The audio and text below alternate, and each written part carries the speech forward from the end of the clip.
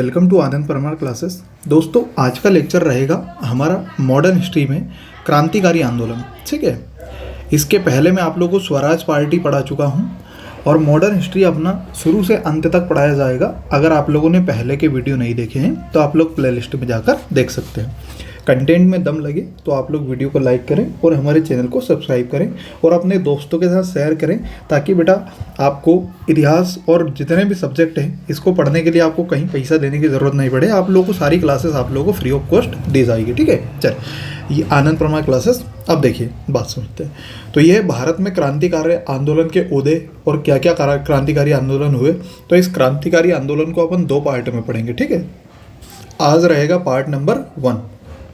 तो देखो, प्रथम चरण जो रहा था वो 1905 से 1915 तक रहा था। ठीक है, तो हमें 1905 से 1915 के बीच जितने भी क्रांतिकारी आंदोलन हुए थे उनको पढ़ना है। अब क्रांतिकारी आंदोलन क्या हुआ करते थे, देखो समझो। जो क्रांतिकारी लोग थे वो हिंसा का मार्ग अपनाते थे। वो क्या करते थे, वो सरकार के खजानों को लूटते थे, सरकार को परेशान करते थे, और यहाँ तक कि जो अंग्रेजी गवर्नर हुआ करते थे या अंग्रेजी सैनिक अधिकारी होते थे उनको बेटा गोलियां मार देते थे। आई बात समझ में, मतलब उनको जान से मार देते थे। तो ये हिंसा के कार्य करते थे। तो एक बात समझो, जो नरमपंथी है वो हुए बेटा 1885 से 1905। इनका काम क्या था, तो ये संवैधानिक तरीके से अपने भारत देश के लिए स्वराज प्राप्त करना चाहते थे। फिर आए गर्मपंथी। गर्मपंथी का शासनकाल जो रहा वो रहा आप लोगों का 1905 से 1915 तक ही। इसमें भी यही रहा और क्रांतिकारी भी इसमें आ गए थे। ठीक है, यही बात समझ में।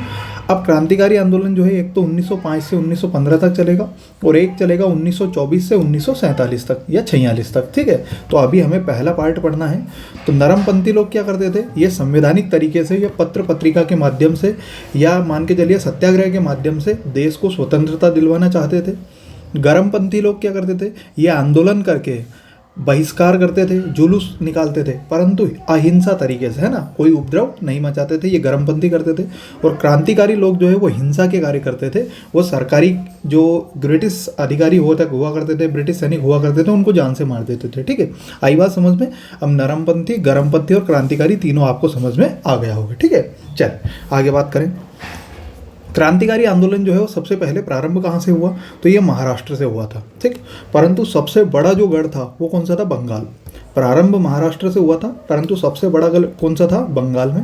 इसका विस्तार बंगाल में था, पंजाब में था और महाराष्ट्र में थी। और उसके बाद सर्वाधिक क्रांतिकारी घटनाएं जो है वो स्वदेशी आंदोलन बहिष्कार के कारण हुई है। क्लियर है इतनी बातें। मतलब अपन ने जो है बंगाल विभाजन के बाद स्वदेशी आंदोलन चलाया था और स्वदेशी आंदोलन के बाद जो है वो प्रारंभ हो गई थी कौन सी घटना है, तो ये क्रांतिकारी आंदोलन की घटना है। ठीक, चल इसमें सबसे पहले अपन देखते हैं महाराष्ट्र में हुआ करता था एक आंदोलन जिसका नाम है रामोसी आंदोलन। और रामोसी आंदोलन क्या था, तो रामोसी का मतलब है भैया किसानों का समूह। मतलब किसान लोग जो है इनका एक समूह था और ये सरकार के खिलाफ विद्रोह करते थे। ठीक, यह प्रथम सशस्त्र आंदोलन था। मतलब हथियारों से जो आंदोलन हुआ था वो भारत का पहला सशस्त्र आंदोलन कौन सा था, रामोसी आंदोलन। ठीक है, इस आंदोलन को फड़के आंदोलन भी कहते थे। क्यों, क्योंकि इसके संस्थापक जो है वो वासुदेव बलवंत फड़के थे। ठीक, अब क्या हुआ था, इसमें दो लोग थे, एक थे बेटा वासुदेव और एक थे बलवंत फड़के। तो एक था बेटा गणेश शंकर वासुदेव और एक थे बलवंत फड़के। जब बलवंत फड़के को सजा हुई तो गणेश वासुदेव ने इनका क्या लड़ा, मुकदमा लड़ा। आई होप आप लोगों को समझ में आ गया होगा कि रामोसी का मतलब है किसानों का समूह और ये पहला सशस्त्र आंदोलन है। इसे फड़के आंदोलन भी कहते हैं। यह गणेश वासुदेव फड़के के द्वारा चलाया गया था और फड़के को जब सजा हुई तो इनका केस किसने लड़ा था, तो गणेश वासुदेव ने लड़ा था। ठीक, चलिए अगला आगे देखते हैं। अगला है व्यायाम मंडल। व्यायाम का मतलब ये बेटा एक्सरसाइज करना, है ना, आई बात समझ में। तो इनका मतलब था लोगों को बलशाली बनाना। इनका प्रमुख उद्देश्य क्या था कि शारीरिक रूप से लोगों को क्या बनाना, बलशाली बनाना। क्लियर है इतनी बातें। और यह महाराष्ट्र का प्रथम संगठन था। एमएच का मतलब है महाराष्ट्र। ठीक है, तो ये महाराष्ट्र का पहला संगठन था। क्लियर है इतनी बातें। किसने चलाया था, तो चापेकर बंधुओं ने चलाया था। अब चापेकर बंधु में कौन कौन थे, तो बालकृष्ण हरि चापेकर, दामोदर हरि चापेकर और वासुदेव चापेकर। ये लोग हुआ करते थे किसमें, व्यायाम आंदोलन में। ठीक है, या व्यायाम मंडल में। क्लियर है इतनी बातें। अब बात समझो, ये 1883 1893 से 1896 के बीच चला। और इसी समय जो है ये बाल गंगाधर तिलक जो है इन्होंने 1893 में एक गणेश उत्सव मनाया महाराष्ट्र में, और एक 1895 में शिवाजी उत्सव मनाया। क्लियर है? याद कैसे रहेगा? तो सबसे पहले जो है गणेश भगवान आएंगे, है ना, उसके बाद कोई इंसान आएंगे। ठीक, तो सबसे पहले 1893 में गणेश उत्सव मनाया गया और 1895 में शिवाजी उत्सव मनाया, और किसने? तिलक ने मनाया था। और इनका उद्देश्य यह था कि भैया सरकार को मतलब परेशान करना और सरकार के सामने अपने भारतीयों की बात लाना, ये मेन उद्देश्य था इन उत्सव को चलाने का। और किसने चलाया था? बाल गंगाधर तिलक ने। पर व्यायाम मंडल की स्थापना किसने करी थी? चापेकर बंधुओं ने। क्लियर है इतनी बातें? ठीक, चल अगला है रैंड और आयस्ट की हत्या। कब? 1897 में। देखो ये चापेकर बंधु के द्वारा ही किया गया था। तो व्यायाम मंडल बनाने के बाद जो है इन्होंने एक कमिश्नर रैंड की हत्या कर दी थी। अब क्या था इसके पीछे कारण? समझो भैया, पुणे में क्या फैल गया था? प्लेग फैल गया था। जब पुणे में प्लेग फैल गया था तो वहाँ की जांच मतलब सरकार ने बोला कि एक काम करो, आप पुणे में जाकर जो है वहाँ पे करो जांच पड़ताल की कितने लोगों को प्लेग फैला है। तो एक काम करो, उन लोगों को स्वस्थ लोगों से अलग करो और उनके मतलब उनके इलाज के लिए कुछ सुविधाएं करो।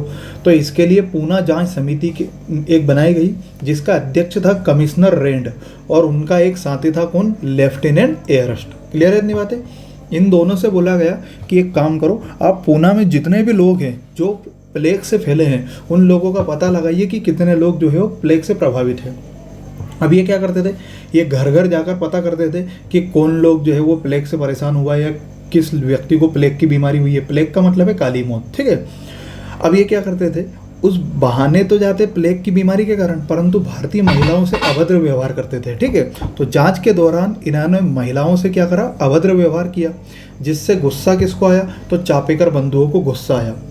अब ये जो कमिश्नर रैंड और आयरस्ट है, इनकी जो अभद्रता का जो व्यवहार है, इसका वर्णन मिलता है केसरी पत्रिका में। और केसरी किसने लिखा है? तो ये बाल गंगाधर तिलक ने लिखा है। चापेकर बंधुओं ने गुस्से में आकर इनकी क्या कर दी भैया? हत्या कर दी। चापेकर बंधुओं को क्या कर लिया? गिरफ्तार कर लिया। क्यों? क्योंकि एक व्यक्ति थे द्रविड़ बंधु, है ना, गणेश शंकर रामचंद्र, इन्होंने पुलिस की क्या करी थी? सहायता करी थी, और इनके सहायता से चापेकर बंधुओं को क्या कर लिया गया? गिरफ्तार कर लिया गया। क्लियर है इतनी बातें? आई बात समझ में? व्यायाम मंडल के सदस्यों ने द्रविड़ बंधुओं की क्या कर दी? हत्या कर दी। व्यायाम मंडल में आप लोगों को अभी बता चुका हूँ। देखो व्यायाम मंडल के लोगों ने क्या करी? क्योंकि भैया ये वही महाराष्ट्र का ही संगठन था। बालकृष्ण हरि चापेकर, दामोदर हरि चापेकर, वासुदेव चापेकर, तो यही तो व्यक्ति थे। तो चापेकर बंधुओं को क्या कर लिया? गिरफ्तार। तो इनके जो मंडल के सदस्य थे इन्होंने द्रविड़ बंधु की क्या कर दी? हत्या कर दी। जो रैंड और आयस्ट की जो हत्या है वो प्रथम राजनीतिक हत्या थी, है ना, वेरी वेरी इंपॉर्टेंट। कभी आपसे पूछे कि क्रांतिकारी आंदोलन में पहली राजनीतिक हत्या जो है वो किन की हुई? तो रैंड और आयस्ट की हुई। और किसने करी? तो चापेकर बंधुओं ने। किसकी सहायता से? द्रविड़ बंधुओं की सहायता से। ठीक है? चापेकर बंधुओं को क्या दे दी गई भैया? फांसी दे दी गई। और तिलक ने महाराष्ट्र में कर ना देने का निर्णय लिया, है ना, कर ना है ये, है ना, ना कर ना देने का निर्णय लिया, और उनको लोकमान्य की क्या दी गई? उपाधि दी गई। क्लियर है इतनी बातें? आई बात समझ में? ठीक, लोक मतलब लोगों और मान्य मतलब मान्यता दी गई। तो लोगों के द्वारा ये मान्यता दी गई थी। इनका नाम था लोकमान्य तिलक बाल गंगाधर तिलक। ठीक है? क्लियर इतनी बातें? आई होप आप लोगों को समझ में आया होगा। बिल्कुल कंटेंट विस्तार से है, आप लोग शुरू से अंत तक बने रहिए। ठीक, चलिए आगे देखते हैं। अगला है बेटा मित्र मेला। मित्र मेला क्या था? तो इसके संस्थापक थे दामोदर, विनायक दामोदर सावरकर और वीर सावरकर। इनका नाम ही था बेटा वीडी सावरकर। ठीक है? इनका नाम था विनायक दामोदर सावरकर और इन्हें ही वीर सावरकर कहा जाता था। मतलब वीडी सावरकर का आपने कभी नाम सुना होगा इतिहास में। ठीक, क्लियर है इतनी बातें? तो वीडी सावरकर। इसकी स्थापना 1899 हुई थी, परंतु प्रमुख रूप से जो अस्तित्व में आया था वो 1900 में आया था। ठीक, अब क्या हुआ समझो। इस वासुदेव सावरकर बंधु में जो है कौन कौन व्यक्ति थे? तो एक तो था GD सावरकर, एक था VD सावरकर और एक था ND सावरकर। मतलब गणेश दामोदर सावरकर, VD सावरकर, है ना, ये विनायक दामोदर सावरकर और एक नारायण दामोदर सावरकर, ये 3 भाई थे दामोदर बंधुओं में। क्लियर है? और इन्होंने मित्र मेला के संगठन की स्थापना करी 1899, जो पूर्ण रूप से अस्तित्व में आया कब? 1900। ये था मित्र मेला। मित्र मेला की स्थापना करी थी VD सावरकर ने, जिसमें ये 3 बंधु थे, सावरकर बंधु, गणेश दामोदर सावरकर, विनायक दामोदर सावरकर और नारायण दामोदर सावरकर। क्लियर है इतनी बातें। 1899 में इसकी क्या हुई थी, स्थापना। अब ये जो मित्र मेला है, ये जो मित्र मेला है बेटा, ये अभिनव भारत जो बन जाएगी, है ना। 1900 में तो ये मित्र मेला नाम था इसका, परंतु 1904 में जो है इसका नाम क्या बन जाएगा, अभिनव भारत समिति। इसका एक और नाम था यंग इंडिया सोसाइटी। ठीक, तो 1904 में मित्र मेला संगठन जो है वो अभिनव भारत में बदल गया। बाद में वीडी सावरकर जो है वो कहाँ चले गए, लंदन, और उनके भाई जीडी सावरकर, गणेश दामोदर सावरकर ने इसका कार्यभार संभाला। किसका, अभिनव भारत का। तो फिर से समझो, पहले मित्र मेला संगठन की स्थापना हुई कब, 1899 में, पर 1900 में ये अस्तित्व में आया, 3 भाइयों ने करी ये। और उसके बाद 1904 में मित्र मेला का नाम क्या पड़ गया, अभिनव भारत पड़ गया, जिसको यंग इंडिया सोसाइटी कहा जाता है। और वीडी सावरकर जो है वो कहाँ चले गए, लंदन, और बाद में इनके भाई जीडी सावरकर ने इसका कार्यभार संभाला। ठीक, क्लियर है इतनी बातें। चलिए, यह एक गुप्त संस्था थी। ठीक है, यही बात समझ में। यह एक क्या थी, गुप्त संस्था। ये गुप्त रह के लोग काम करते थे सरकार के खिलाफ। तरुण इटली जो है एक मैगजीन थी, मतलब एक व्यक्ति थे और इससे प्रेरित थे। ठीक है, क्लियर इतनी बात है। 1905 में London Indian home rule league की स्थापना, ये स्थापना है 1905 में लंदन होम रूल लीग की स्थापना जो है वो लंदन में श्यामजी कृष्ण वर्मा ने करी, तथा लंदन में भारतीय अतिथियों के रुकने के लिए इंडिया हाउस की क्या करी, इन्होंने स्थापना करी। 1904 में मित्र मेला संगठन जो है वो अभिनव भारत में बदल गया, और 1905 में लंदन में इंडियन होम रूल लीग की स्थापना श्याम कृष्ण वर्मा ने करी, और वहाँ में लंदन में भारतीयों के रहने के लिए इन्होंने इंडिया हाउस की स्थापना करी। अब क्या हुआ, 1906 में वीडी सावरकर जो है वो कानून की पढ़ाई करने के लिए कहाँ चले गए, लंदन चले गए। ठीक है, तो अब वीडी सावरकर जो है वो कहाँ पे है भैया, लंदन में है। यही बात समझ में, ये लंदन से अधिहार भेजेंगे अभी। ठीक है, भारतीयों के लिए। ठीक, क्लियर इतनी बात है। इंडिया हाउस में वीडी सावरकर ने भारत का स्वतंत्रता संग्राम 1857 नामक पुस्तक लिखी। वेरी वेरी इंपॉर्टेंट, कि 1857 की क्रांति को पहली बार भारत का स्वतंत्रता संग्राम बताने वाले व्यक्ति कौन थे, तो वीडी सावरकर थे। ठीक है, और ये कहाँ लिखी इन्होंने, इंडिया हाउस में लिखी। इस पुस्तक में 1857 की क्रांति को भारत का प्रथम स्वतंत्रता संग्राम बताया गया, जिसमें वीडी सावरकर, लाला हरदयाल और मदन लाल ढींगरा प्रमुख थे। जब सरकार को इस बात का पता लगा तो श्यामजी कृष्ण वर्मा जो है वो लंदन छोड़कर कहाँ चले गए बेटा, पेरिस चले गए। ठीक है, क्लियर इतनी बात है।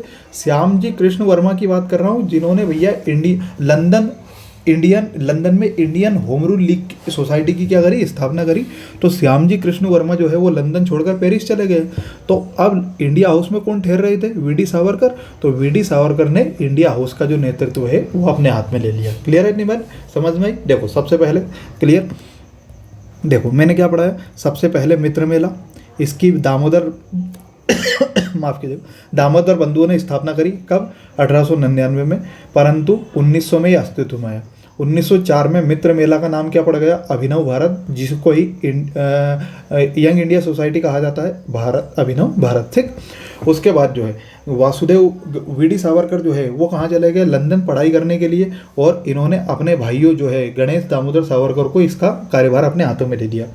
1905 में ही क्या हुआ भैया, श्यामजी कृष्ण वर्मा ने लंदन में Indian home rule league society की स्थापना करी और भारतीयों को वहाँ रुकने के लिए इंडिया हाउस की स्थापना करी।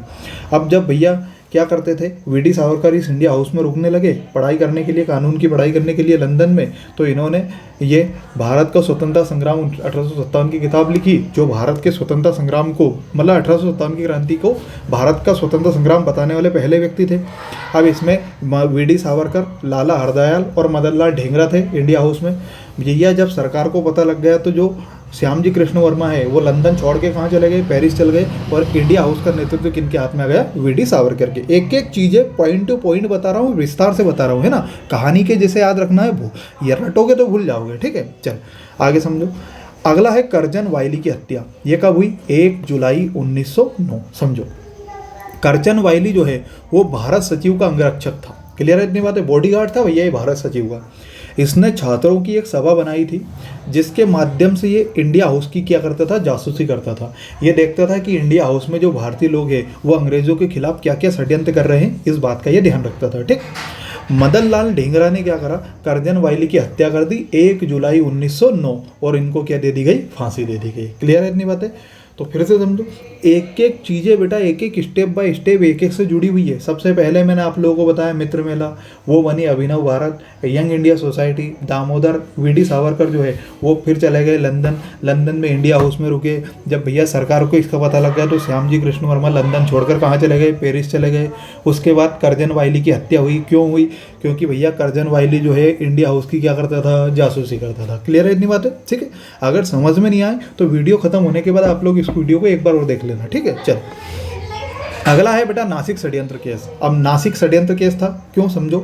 वीडी सावरकर अभी मैं पढ़ा चुका हूँ। वीडी सावरकर कहाँ है भैया? तो वीडी सावरकर है बेटा लंदन में, इंडिया हाउस की जो है ये देखभाल कर रहे हैं। ठीक है, तो वीडी सावरकर लंदन में रहकर भारत में इनकी संस्था अभिनव भारत, अभी मैंने बताया अभिनव भारत की इनने स्थापना करी थी 3 दामोदर बंधुओं ने। ठीक है, और ये कानून की पढ़ाई करने के लिए लंदन आ गए थे। इनके भाई गणेश दामोदर को इन्होंने बोल दिया था कि एक काम करना, अभिनव भारत आप संभालना।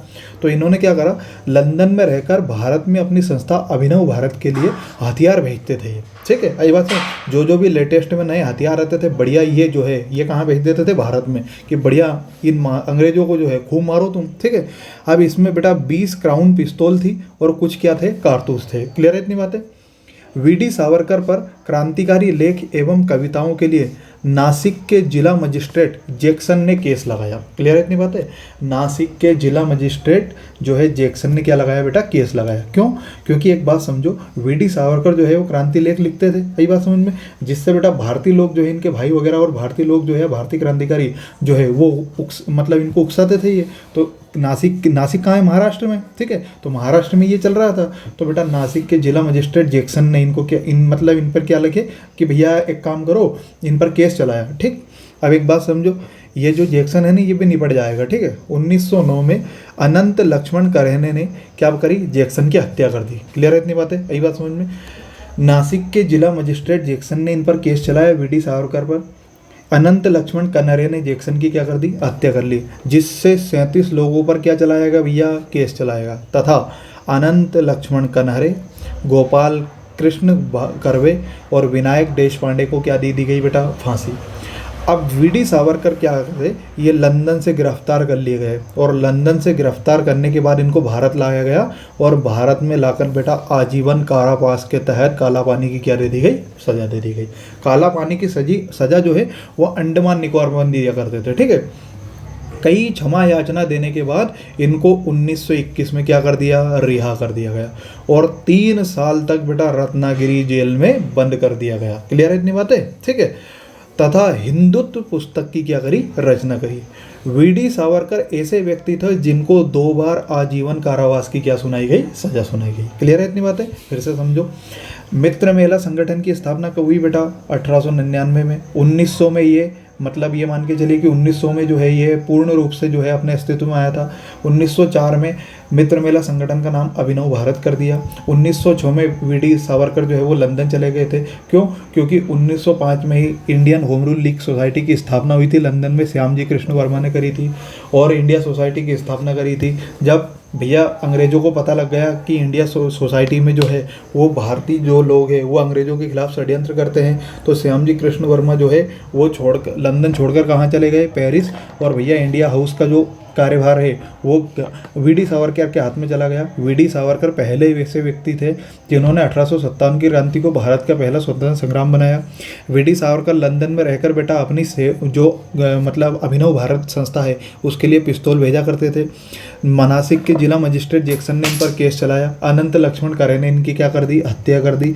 और अनंत लक्ष्मण कन्हरे और बेटा कृष्ण गोपाल कर्वे और विनायक देशपांडे को क्या दे दी गई, फांसी दे दी गई।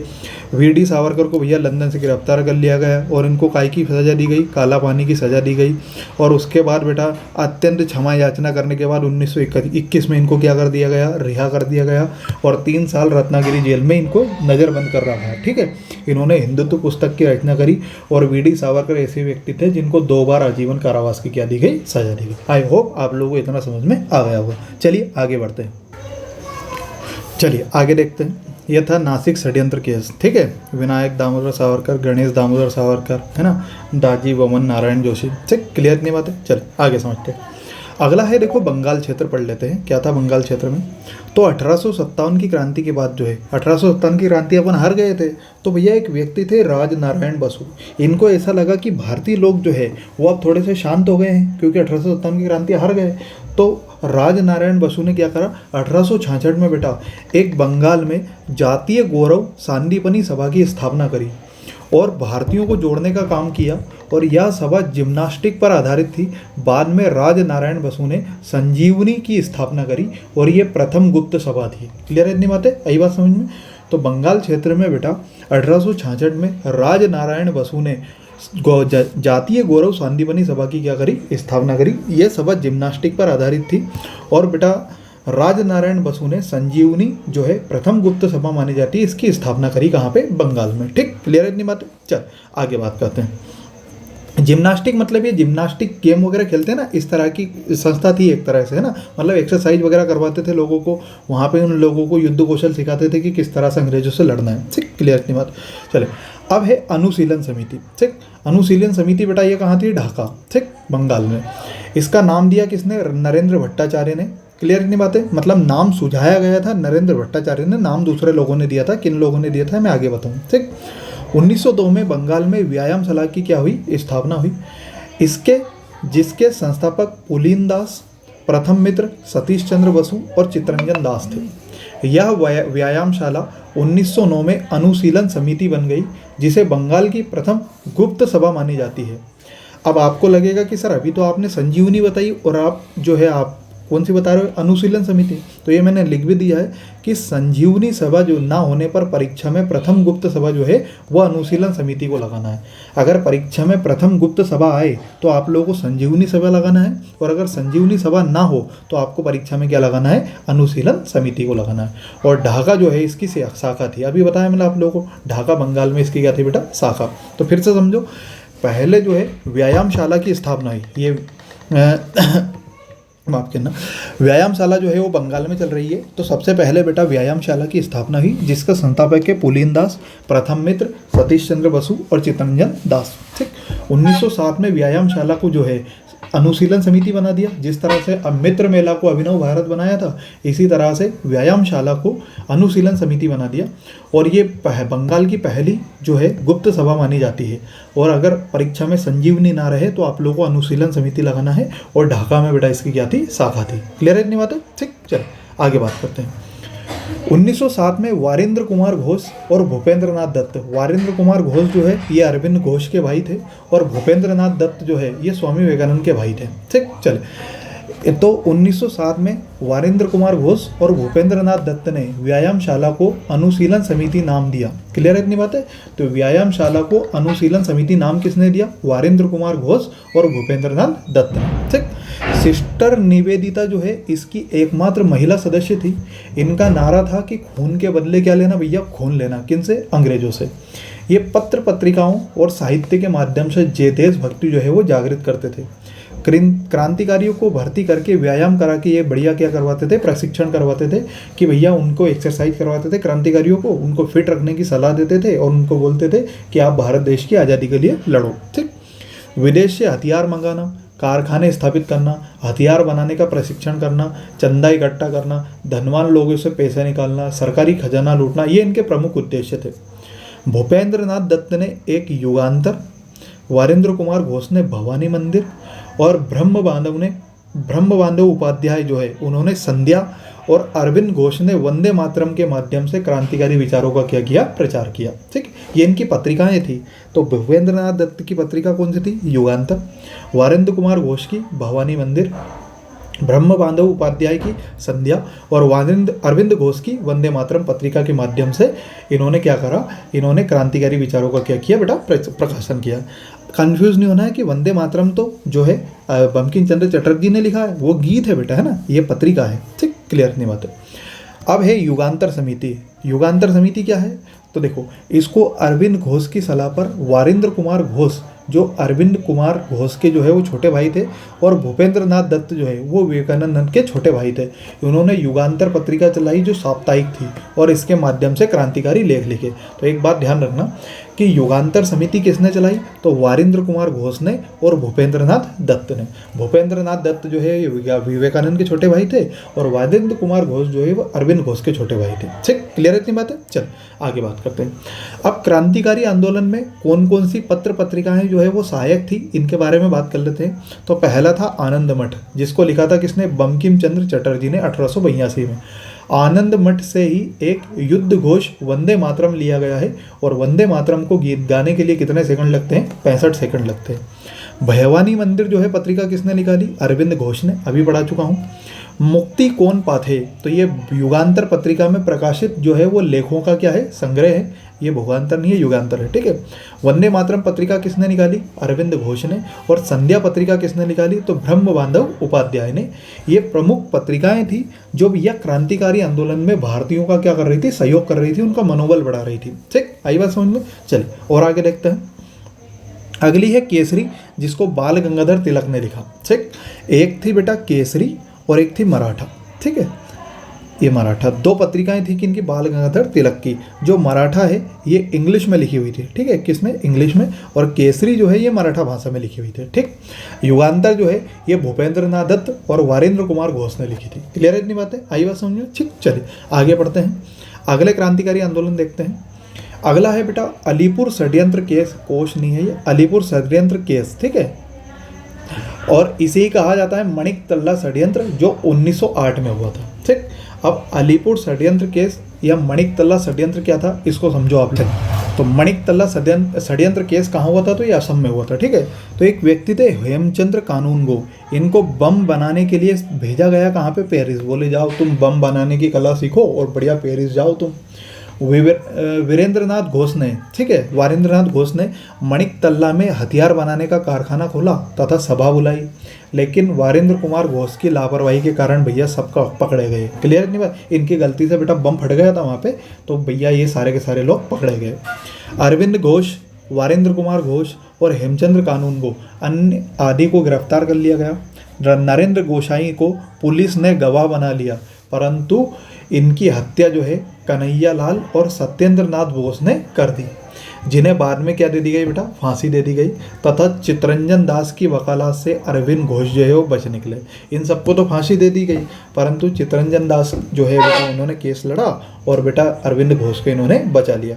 और अरविंद घोष जो है वो राजनीति से संन्यास लेके कहाँ चले गए, पांडिचेरी चले गए, तथा पांडिचेरी में एक आश्रम खोला जिसको ना कहा जाता है ओरीविले आश्रम, और यहाँ इसको बनाया और भैया राजनीति से हमेशा के लिए संन्यास ग्रहण कर लिया। क्लियर है, अलीपुर षड्यंत्र केस या मणिक तल्ला षड्यंत्र केस पता लग गया आप लोगों को। ठीक, चले अगले आगे देखते हैं। फिर से समझो क्या था, हेमचंद्र कानूनगो को इन लोगों ने जो है बम बनाने के लिए भेजा। वारिंद्र कुमार घोष ने मणिक तल्ला में हथियार बनाने का क्या खोला, कारखाना। ये जो हेमचंद्र कानूनगो को बम बनाने के लिए भेजा था ना, ये अनुशीलन समिति के लोगों ने ही भेजा था। ठीक है, इन्होंने चंदा इकट्ठा किया था, परंतु वारिंद्र कुमार घोष की लापरवाही के कारण ये सब पकड़े गए। अरविंद घोष, वारिंद्र घोष, हेमचंद कानून सबको गिरफ्तार कर लिया।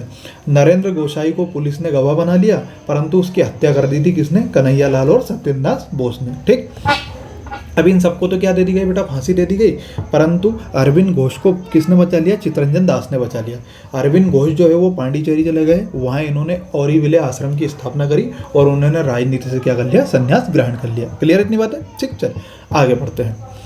अब देखो आगे समझो, अगला है मुजफ्फरपुर षड्यंत्र केस। अब मुजफ्फरपुर षड्यंत्र केस क्या था तो समझो भैया, कलकत्ता के मजिस्ट्रेट थे जिनका नाम था किंग्सफोर्ड, तो इनको क्या हुआ भैया, इनका प्रमोशन हो गया और इनको मुजफ्फरपुर में नियुक्त किया गया। क्लियर है इतनी बातें। और मुजफ्फरपुर में जो है बेटा बहुत ज़्यादा क्रांतिकारी घटनाएं चल रही थी। ठीक, चलिए तो मुजफ्फरपुर कहाँ था, तो बिहार में। तो भैया कलकत्ता के एक मजिस्ट्रेट थे जिनका नाम था, मजिस्ट्रेट मतलब जज बेटा है, किंग्सफोर्ड। इनका बढ़िया प्रमोशन हुआ क्योंकि बेटा ये भारतीयों को बहुत ज़्यादा परेशान करते थे। ठीक, भारतीयों की नाक में दम कर रखा था इनने, तो इनका बढ़िया प्रमोशन किया और बोले जाओ तो मुजफ्फरपुर जाओ तो, और वहाँ जितनी भी क्रांतिकारी घटनाएं हो रही हैं सबको बंद कर दो, और जितने भी भारतीय लोग क्रांतिकारी घटनाएं को अंजाम दे रहे हैं इन सबको पकड़ पकड़ के जेल में डाल दो। युगांतर समिति ने प्रफुल्ल चाकी और उसके बाद खुदीराम बोस को बोले जाओ तुम किसको मार डालो भैया, किंग्सफोर्ड को मार डालो। अब इन दोनों ने क्या करा, एक दिन भैया ये बग्गी सजा रिया था और बग्गी पर क्या फेंक दिया इन्होंने, बम फेंक दिया, परंतु उसमें भैया मिस्टर केनेडी और उनकी पुत्री जो है वो मारे गए। क्यों? क्योंकि किंग्सफोर्ड आया ही नहीं उसमें तो बेटा जो है वो मिस्टर केनेडी और जो है उनकी पुत्री बैठी हुई थी, और मिस्टर केनेडी जो है वो भारतीयों से हमदर्दी रखने वाले व्यक्ति थे। क्लियर है इतनी बातें, आई बात समझ में। अब क्या हुआ भैया, प्रफुल्ल चंद चाकी को बेटा बहुत ज़्यादा डर लगा तो इन्होंने तो सुसाइड कर लिया, और खुदीराम बोस को क्या कर लिया बेटा, गिरफ्तार कर लिया गया और इनको 15 वर्ष की उम्र में क्या दे दी गई, फांसी दे दी गई। क्लियर है इतनी बातें। 1908 में अनुशीलन समिति जो है इसको सरकार ने गैर कानूनी घोषित कर दिया। तो मुजफ्फरपुर षड्यंत्र केस क्या था, तो कलकत्ता के जो मजिस्ट्रेट थे जिनका नाम था किंग्सफोर्ड, इनको बेटा प्रमोशन लेके कहाँ भेज दिया गया, मुजफ्फरपुर। बोले क्रांतिकारी घटनाओं का जो है आप दमन करो। युगांतर समिति ने बेटा प्रफुल्ल चंद चाकी और खुदीराम बोस को भेजा, बोले जाओ किंग्सफोर्ड को मार डालो। इन्होंने इनकी बग्गी पर हमला किया, परंतु किंग्सफोर्ड नहीं था उसमें थे मिस्टर केनेडी और उनकी पुत्री, वो दोनों मारे गए। अब भैया इनको लगा कि सरकार हमको भी नहीं छोड़ेगी, तो प्रफुल्ल चंद चाकी ने बेटा आत्महत्या कर ली और खुदीराम बोस जो है इनको गिरफ्तार करके 15 वर्ष की उम्र में जो है इनको फांसी दे दी गई। ठीक है, खुदीराम बोस पहले ऐसे क्रांतिकारी थे जिनको सबसे कम उम्र में फांसी दी गई थी, 15 वर्ष की उम्र में। ठीक, 1908 में अनुशीलन समिति को सरकार ने क्या कर दिया, गैर कानूनी घोषित कर दिया। क्लियर है इतनी बात है कि भैया आज के बाद जो है कभी भी अनुशीलन समिति आप लोग खोल नहीं सकते, चला नहीं सकते। ठीक, चले आगे पढ़ते हैं। यह है खुदीराम बोस मुजफ्फरपुर षड्यंत्र केस 1908 में खुदीराम बोस और उनके साथी प्रफुल्ल चंद चाकी ने अंजाम दिया। मुजफ्फरपुर के chief presidency magistrate DH Kingsford की बग्गी पर क्या फेंका इन्होंने, बढ़िया बम फेंका। ठीक, खुदीराम बोस पहले से भारतीय थे जिन्हें सबसे कम उम्र में फांसी की सजा दी गई। ठीक, बढ़िया। आधुनिक भारत बेटा बढ़िया विस्तार से चल रहा है। अगर आपको मज़ा आ रहा हो तो आप लोग वीडियो को लाइक करो। इतना कंटेंट बिल्कुल डीप में आप लोगों को फ्री ऑफ कॉस्ट दे रहे हैं। इसके बाद आपको कहीं भी पढ़ने की ज़रूरत नहीं पड़ेगी क्योंकि इतना विस्तार से पढ़ा रहा हूँ आप लोगों को। ठीक है, सारे सब्जेक्ट प्राचीन भारत, मध्यकालीन भारत, आधुनिक Bharat, maths, reasoning, English, Hindi सारे बेटा आप लोग को फ्री ऑफ कॉस्ट मिलेंगे। ठीक है, अगर आप लोग हमारे ग्रुप से नहीं जुड़े हैं तो आप लोग हमें इस नंबर पर मैसेज कर देना 9575322928। इस पर मैसेज कर देना तो आप लोगों को हमारे ग्रुप से जोड़ लिया जाएगा ताकि नए वीडियो की बेटा उसमें आपको लिंक आती जाएगी। क्लियर है इतनी बात है। ठीक, और किसी भी तरह की अगर क्वारी हो, कोई भी चीज़ आपको पूछना है तो इस नंबर पर आप लोग हमें क्या कर सकते हैं, मैसेज कर सकते हैं। ठीक, चल आगे बात करते हैं।